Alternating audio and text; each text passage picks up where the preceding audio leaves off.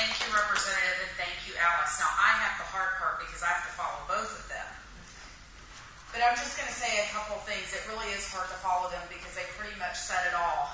And Teaparty Express, you know, one of the things that put us on the map, and we have become a big brand in the Tea Party movement, is our willingness to go out there and get involved in elections. When everybody said it wasn't the politically correct thing to do in the Tea Party movement, we disagreed because we can't continue to send these same people to Washington, have them do the same thing over and over again. And that's exactly why we're here in the state of Arkansas today, because your Senator Mark Pryor needs to be replaced with a conservative, and he is not standing with the people where we are on Obamacare. And that's a fact. And I think his actions yesterday, when he didn't appear with President Clinton, shows exactly where he is. He says he has a scheduling conflict. Well, you and I know what that means. He doesn't want to be part of this Obamacare. He doesn't want to attach himself too closely to it because he knows it's not popular with the people. And press reports came out this morning from an insider indicating just that. He has to be held accountable. And the way he's going to be held accountable is by the people of Arkansas. This is not a Republican issue. This is not a Democratic issue. This is an American people issue. Right. Yes, we have been opposed to government intervention in healthcare. We have the greatest healthcare system in the world. We don't need to burn down the house to remodel the living room.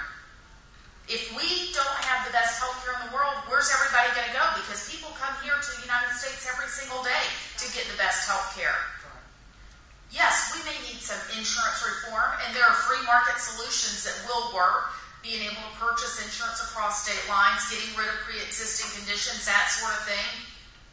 But to have the government overtake our entire healthcare system, that's not the answer. Washington is the problem, not the solution. And the American people are realizing it. Just within the past several weeks, Delta Airlines has announced that it's going to cost them in excess of $100 million. Forever 21, a young women's clothing store, has put all of their employees back to part-time with no benefits.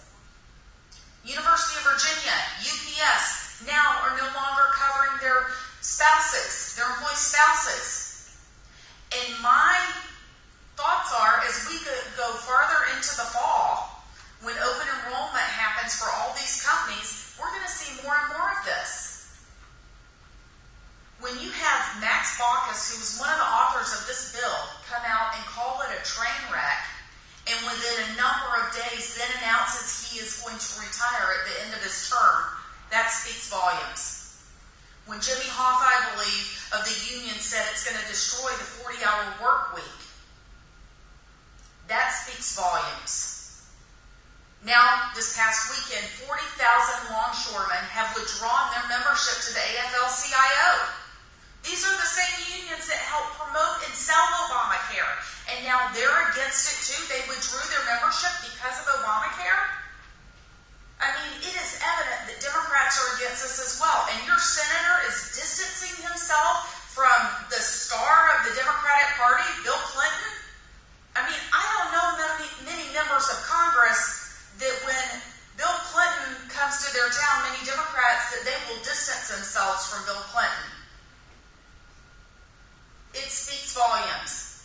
And I encourage Senator Mark Pryor and all members of the Arkansas delegation to get on board, stand with the people. Let's repeal Obamacare, defund Obamacare, whatever it's going to take. Get rid of this huge monstrosity of a train wreck. It is going to destroy our country. We can't afford this. And we're already seeing it crumbling around itself. But these Democrats, they don't want to get on board with this effort because it's President Obama's signature achievement in his 5 years. Let me tell you something. It's pretty simple. When our federal government is spending hundreds of millions of dollars to sell and market Obamacare to the American people, we have a problem.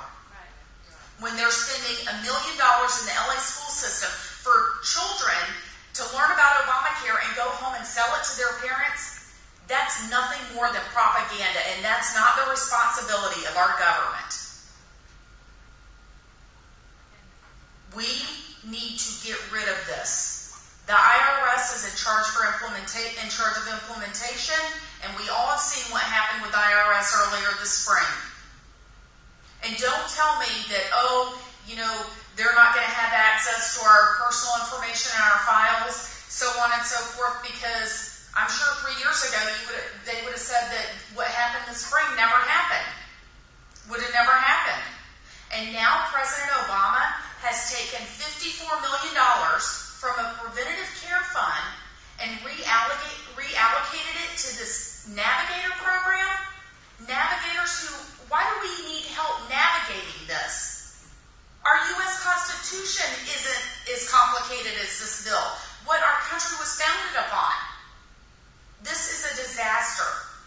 And we have 25 days to stop it. 25 days. So I encourage you all to reach out to every member of Congress, congressmen and women, senators, and let them know where you are on this. It's bad policy. President Obama knows it. He delayed the employer mandate for a year. Then he gives Congress an exemption. I want to see these members of Congress stand up and exempt themselves from this exemption. And don't let them tell you that they're not exempt. They are getting taxpayer subsidies to cover their increased costs for this. And now the unions want taxpayer subsidies to cover their increased costs. And the IRS union wants an exemption. Ladies and gentlemen, we need to stop this now. Now is the time. 25 days. And that's why Teaparty Express is not going to give up. And I encourage you all, go visit Mark Pryor's office, call him, tweet him, Facebook him. Do it on Twitter and Facebook because it's a public forum. They can't ignore you that way. But now is the time, and if not now, when? That's really what it comes down to. And if you're not going to stand with the American people and fight with us on this, what are you going to fight with us on? It's now or never.